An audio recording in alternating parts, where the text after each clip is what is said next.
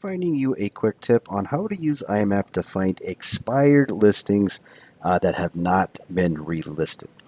This is a little bit of a safer way to work and find expired listings so you could reach out directly to the homeowner. This is going to cover how to do that search. We also have a video on how to create mailing labels as well on our YouTube channel. So make sure to go to youtube.com/miamitrainers or go to the miamirealtors.com/MLS page so that you can access the help center. The video for the mailing labels is also there. All right, so the main purpose of the search is to find expired listings where the homeowner was motivated to sell. However, they never moved forward and then relisted the property. This is a little bit of an exclusive search that is only in the iMapp system.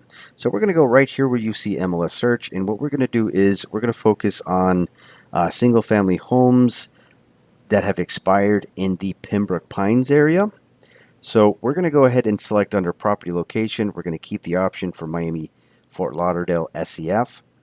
From there, what we're going to go ahead and do is move down to the section here that says listing status. We're going to keep the option for equal to. We're going to move over and then select expired, not relisted. Okay.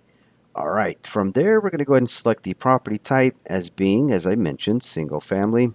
However, if we do not specify an expired date, it's going to give us every single expired listing in the single family area in Pembroke Pines.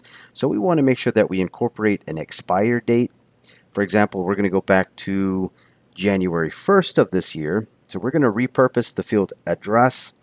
We do have the ability to repurpose any of the fields we're not using for what is available in the pick list. All right, so we're going to look up that expired date.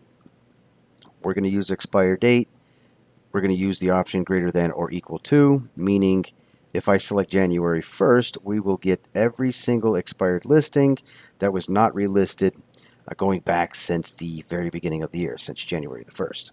All right, from there, we're just going to recap real quick. We're using the Miami Fort Lauderdale SCF section, expired, not relisted for single family homes that have expired since January the 1st. As I mentioned, we're going to use Pembroke Pines. So let me find that now. All right, and from there, we're going to click on Start Search. All right, at this time, there is a total of 30 expired single-family homes that were not relisted.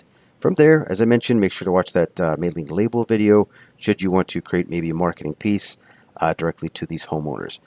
Hope you found this tip helpful. You can find other tips like this by going to our YouTube channel, which is youtube.com/miamitrainers. Thank you for watching.